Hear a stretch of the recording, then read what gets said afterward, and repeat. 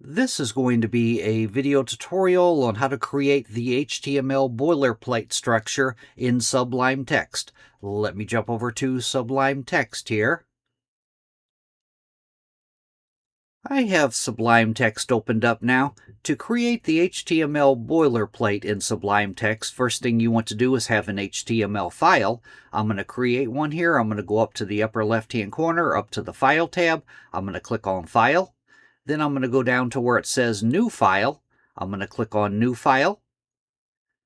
Now I want to save this new file as an HTML file. I'm going to go back up to File, click on File. I'm going to go down to where it says Save As. Click on Save As. And I'm going to place this file on my desktop, and I'm going to call it index.html. It doesn't matter what you call it as long as it has that .html. I'm going to go down to the bottom, click on Save. Now the next thing I'm going to do, I'm going to go up to the first line here and put my cursor there. I'm going to type HTML. Then I'm going to hit the Tab key on my keyboard. And that creates the HTML boilerplate.